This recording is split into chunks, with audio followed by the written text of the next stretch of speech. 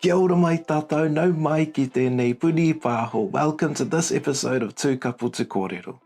Join Ari and I, Vini, as we navigate love and life as partners and our wawata, our dreams for language within the home. In this first epi, we brain dump a bunch of thoughts about being partners, chasing language goals in the home. There's no set theme here while we lay out some random yarns for you to listen to and get an idea about what's to come in the future episodes. Like, why are we doing this podcast and how did the idea come about? What are we thinking about with language in the home? Can we really become a Māori-speaking household? What about other languages that we care about? What's our stance on navigating all of this as a couple, especially where one is more of a teacher and one is more of a learner? How do we continue to love each other through all that, most importantly? In this episode, you'll hear the use of the phrase nau mai, welcome. It's a super handy phrase you can use to welcome people into your whare. We'll be adding to this phrase over the next 9 episodes to show you more things you can do with it.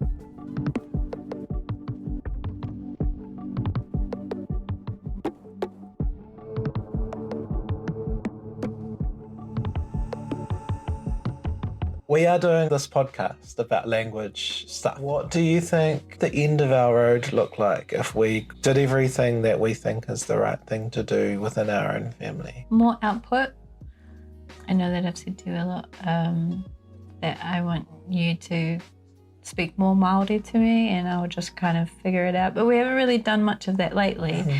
But my goal is to just speak te reo to you in the house, and like we do it a little bit and they're simple sentences for me and I'm getting a lot better at understanding you, but just having like chats like this just around the house, just like making dinner and talking and asking each other about our day. Like when I see you having conversations with your reo speaking mates and you guys are like joking and going off and telling stories and stuff, I catch little bits and pieces, but I think for me when I watch you in that space you just look really happy, so I want you to have that at home too, and then for our babies to be able to add to the conversations as well. Yeah, that's my dream. If we could wave our magic wand kind of thing and just have whatever we wanted to have, I think that roughly half my life would be in Māori, I think. Yeah. Roughly half my work life, maybe more. Roughly half my home life, maybe more, would be such a significant, like really cool achievement for me, you know. And I might like come home and you might sort of karanga me into the house, you know? Is that what you're thinking? Not every day. Oh, okay. I'll karanga you to the washing line.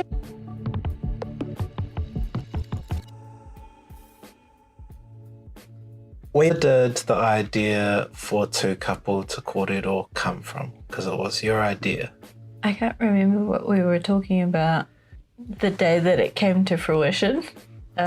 We had been together for a little while and people found out that I couldn't speak te reo or had very little te reo. We started meeting other couples that were in similar situations as us, where one was proficient and one was learning or hadn't learnt yet. So I think when we were having that chat one day, we were having breakfast in a cafe, and something about that conversation triggered a thought in me, like we've had this chat so many times about what we want, and other couples kind of coming to us like, how do you do it, especially to you because you're a language planner, like how do you bring the language into the home, how do you teach your partner, and you as the partner, how do you learn?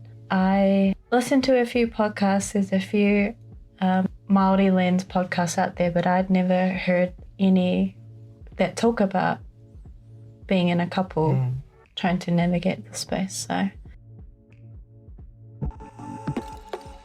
both of us were really excited about the prospect of doing a podcast, and I thought that's so cool because I think we had talked about language a lot, and we'd talked about reo and proficiency and, you know, us as a couple and what we wanted for our families and things like that.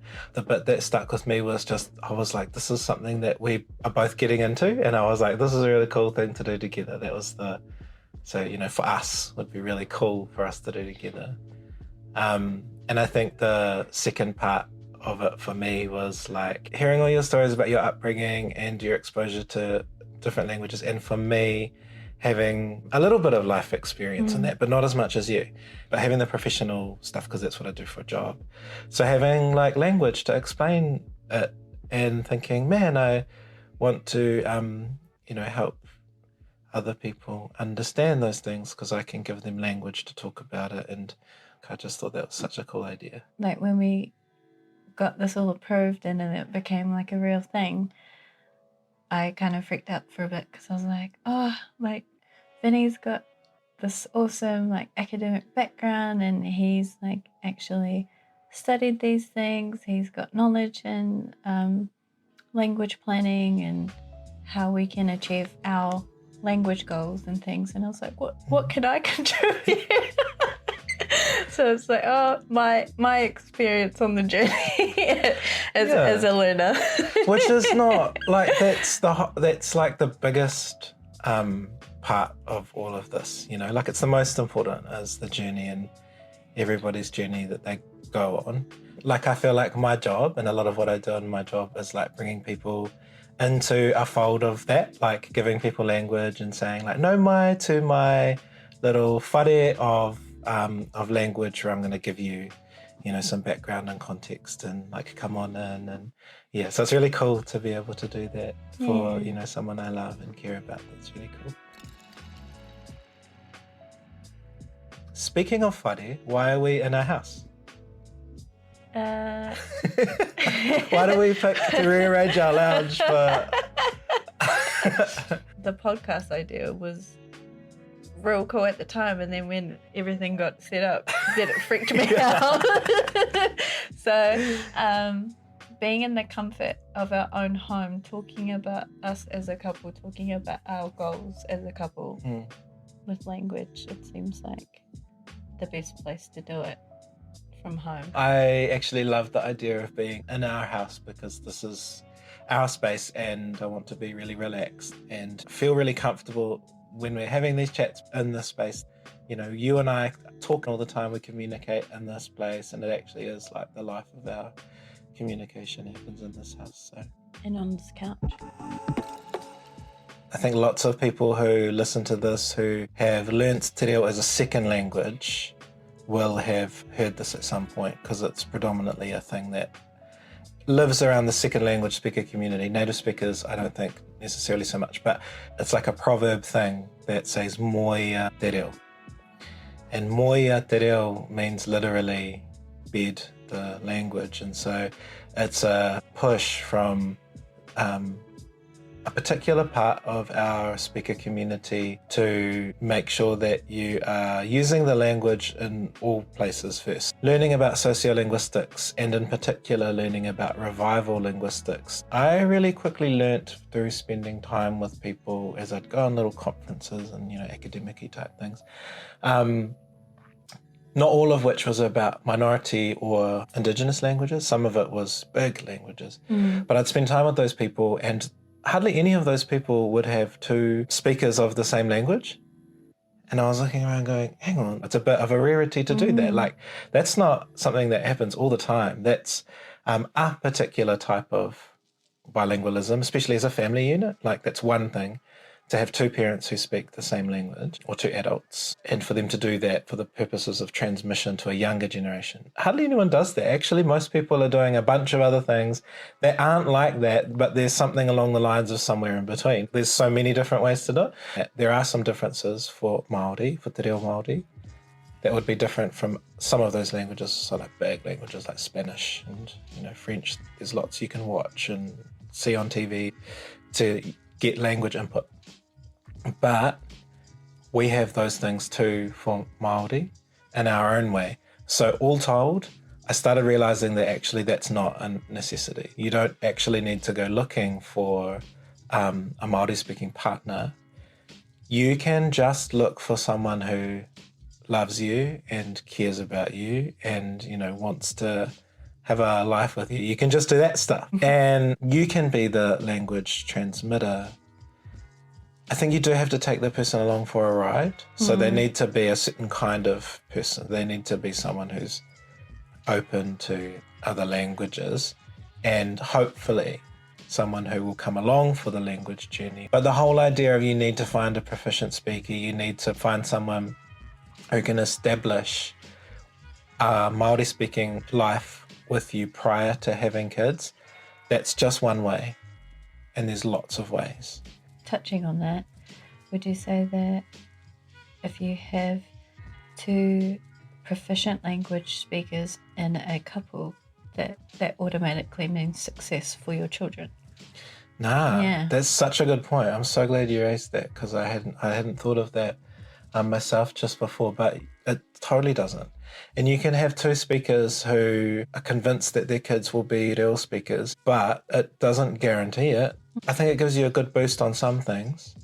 Language input, just the sheer amount of hours and minutes that your children will hear the language, I think that, that makes sense.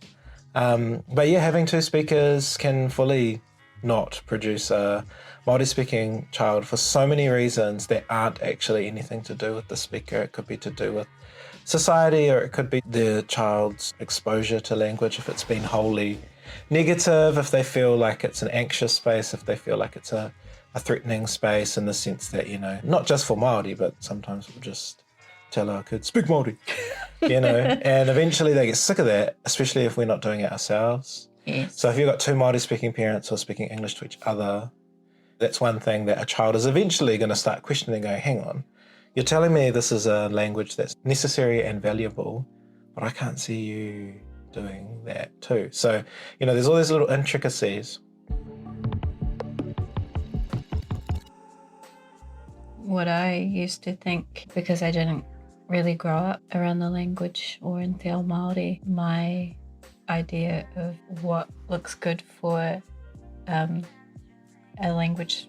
te reo language speaking couple was like, they both speak, they're really involved in the marae, grew up on the marae, or the kids go to kōhanga, kura kaupapa, and since meeting you, realise like that is one way, but it's not the only way. Absolutely. And I mean, when I think of you and how you didn't learn it until after you finished high school, which I think surprises a lot of people because of how involved and how passionate you are in the language. The level of nerdness. Quite high. The caliber. Because of how famous you are. Because of my fame. Yeah. Yes. Yes. Yeah. I think a lot of people would be surprised by that, because I was. And then I think there was a tiny bit of me that felt a bit better about it, because I was like, okay, that takes a little bit of pressure off me, but also gives me hope, like you can learn at any age.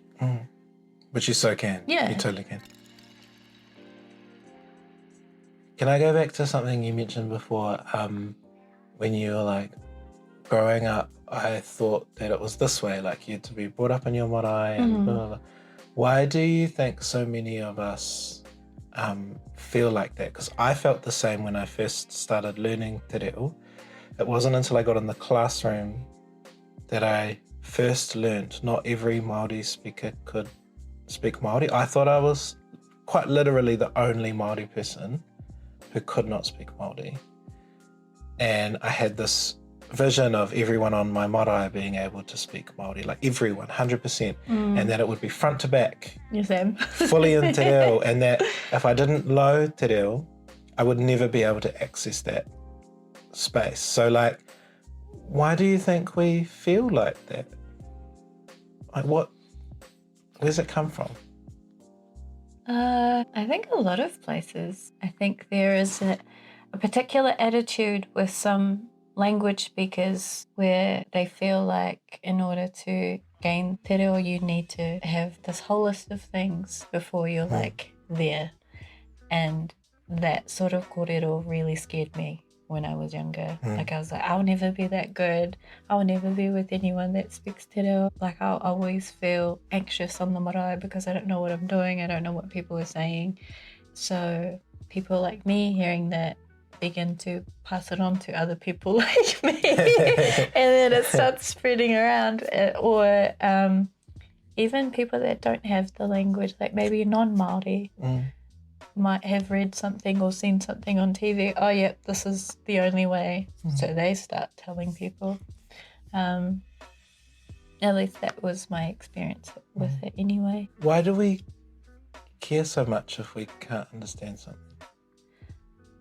Well, for me, knowing that I was Māori, and the older I got, the more I started noticing that when I told people, the first question they'd ask is, oh, can you speak it? I'm like, oh, really basic, or like I studied it in high school, but only for 3 years, and then I stopped. And there being like a little bit of judgment around that, being Māori but not being able to do particular things or say particular things or know certain waiata. And it kind of,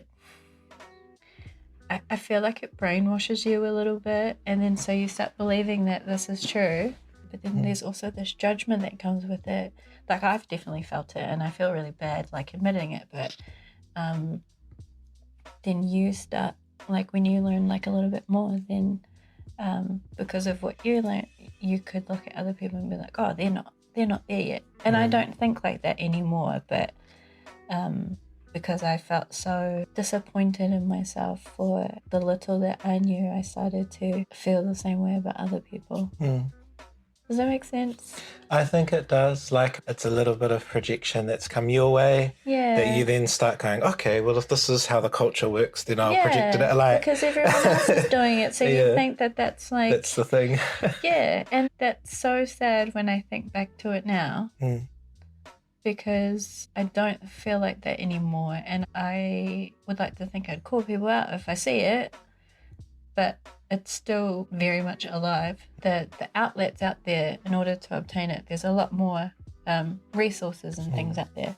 But with social media, I feel like that's just another way to get out to those people that are struggling, maybe with their Māori identity or struggling to find the language. And then they're reading or seeing videos that have a particular attitude. Like, that's really sad to me.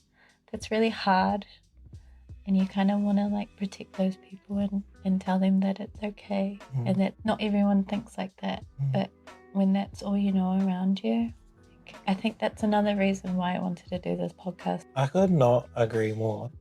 There are the same language attitudes that were around, you know, when I first started learning Te Reo, I learned very quickly a very strong set of really negative attitudes really, really quickly. And I lived those for, you know, quite a while, really. And they pop up every 5 years. It's the same negative things. And I feel like particularly with social media, they then teach a brand new lot of people those negative attitudes, even if they don't intend to. But every 5 or 6 years, the same things. It's if you're not this, then you're not Māori. If you aren't this or aren't that, or if you're too much of this or too little of that, or if you look like this or if you look like that, then you aren't the right kind of person for this Māori language world. And I just can't stand them because they're all the same.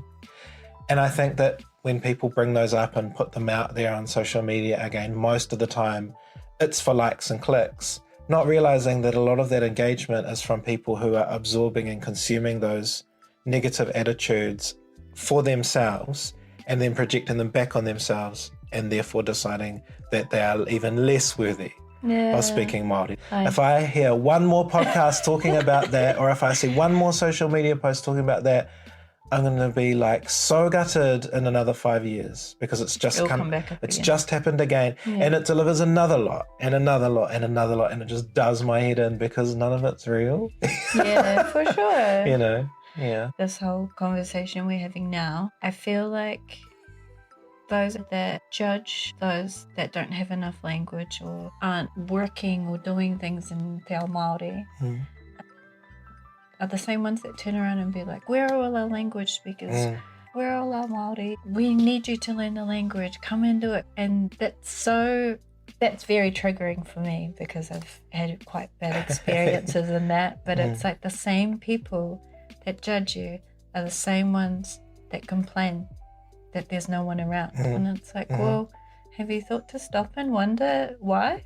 Your attitude and your language is how you talk to people, how your actions are contributing to why people don't want to, because you've put them off. And it's, I think that's so true. hard. And it delivers this really difficult blow of, it's almost like a new kind of language trauma that maybe someone didn't have before. And if nobody had said it at all, maybe they just never would have arrived at that thought. Man, imagine if people just hadn't have brought that up in the first place, then it would never have been a thing. And I think that's, you know, we've got enough types of really difficult traumatic things. And they are very much part of language trauma. And then there's just general language difficulties and learning difficulties and complexities that are also hard. Those lines get blurred, you know, so you've got lots of people saying, I have language trauma because X, Y, and Z, but actually it's not. That's not language trauma, it's these things. The line's really blurred and they've got no one to unpack it. And then you've got attitudes from the speaker community feeding into that. And then you've got attitudes from the non-speaker community, you know, like what you said before about a lot of the expectations around what I should be able to do are from the non-Māori speaking communities. You know, they're like, oh, you do that. And it's like, no, that's just, you know, you can do that. You're you can. Māori, You know, so there's all those four things, I think, that are just like around people's heads. And it looks really hard. When I was learning, nobody talked about language trauma. It was not a word, was not an area of academic study. It was not every second hashtag on social media. It wasn't a thing. We just felt really stink and we got angry and we cried it out and we did all those things. And looking back on it, I can talk about it and diagnose it. But I know some of it wasn't language trauma. Some of it was the learning complexity, the speaker community, the non-speaker, you know, all those things. But these days, I think people just call it the one thing, which is language trauma. I always find it a really heavy conversation to talk about because a lot of the situations that they talk about are similar to mine. It is good to talk about and it's good to share in those experiences and learn from it and move on. But you might still have situations that might trigger you, even though you've known your language for so long and you're like fancy now. But that's not to say that people might still not try to have a go at you. I said that really weird. The things that I find really hard are the trauma dumping ones. You know, you might have met someone for 5 seconds and then they just launch into something, leave you with it. And then go. One of the things that I find really hard is quite often those people don't need to tell me, they actually need to seek more qualified help because it's often things that go beyond just the realm of language, but often people can't tell the difference. And those are the ones that I find really, really tough. And then, I still definitely get a fair share of my own. And I'm a true believer that those difficult things never truly leave you. You just get better and better at dealing with them to the point that you can kind of get over the hump a little bit quicker, or they don't quite, rule your life for as long. But definitely there's still plenty of times where I'm confronted by something that I kind of wish I wasn't and I could potentially do without from someone who, more often than not is projecting from something else or an assumed position of authority. That's particularly from the non-speaker community is people who don't speak Māori often assume that they are really clued up on Māori stuff, and that can be quite hard. Because it's not all their fault. They've grown up in a colonial world that tells them that they're right from day one, whatever they think. They need no formal qualification, they need no experience, they need no participation in the community. They are right, and so I find that hard to deal with. I mean, I am always right, so I find that one hard. Do you have language goals that aren't just Māori language related? I really want to have chats with the kaumātua, like my nāna.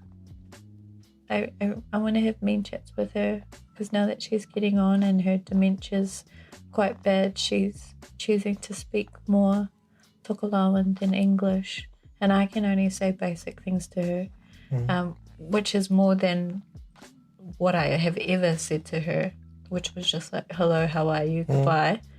Now I can actually ask her questions. And that's cool though. Yeah, it is cool. It made me feel really special the first time I did it, after doing a 10-week course in that language and then learning particular phrases that I can swap out little words to make it change. But if she was to say something really specific and I want to talk about it, I can only ask her in English. So my dream would be to speak to her.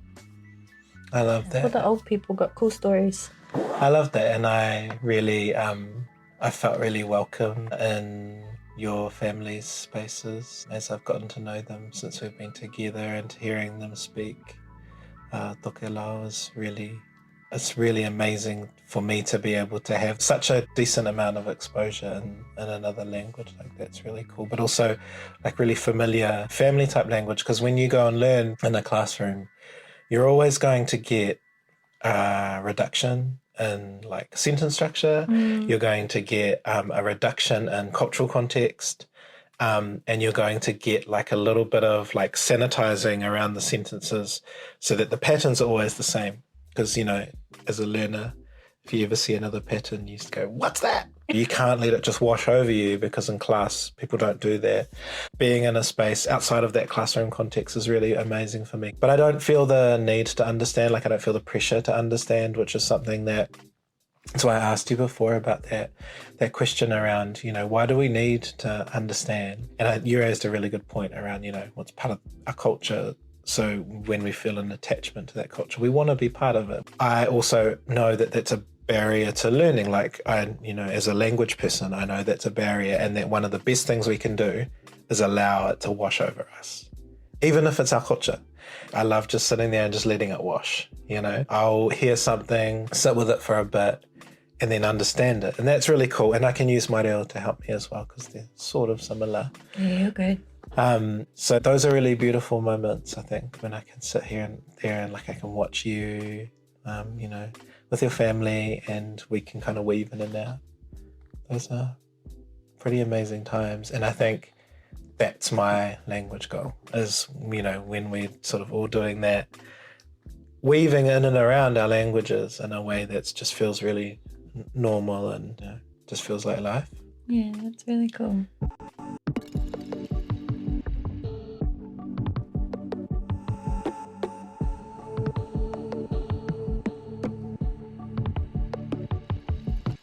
Alright team, that was our first episode, a big bunch of topics, and we're going to drill down into each one in the coming episodes. What did you all think? Are we hitting the right spots? I don't know, we're going to figure that all out together. Chuck us a follow, a like, a share, and stop by to let us know what you think. So long as it's based on a platform of high and reciprocal mana, we're really keen to hear from you. Approach us just as your mates sitting around the coffee table at one of our houses, not as experts. As always, a massive shout out to Te Matawai and the team at Ata, without whom this podcast would not have been possible. Kei ngā whare o Te Matawai o Ata, ēnei māua e mihi atu nei. Don't forget to find us on socials, like our stuff, share it with your lovers and friends, and check out the links we post to the topics we might talk about on the show.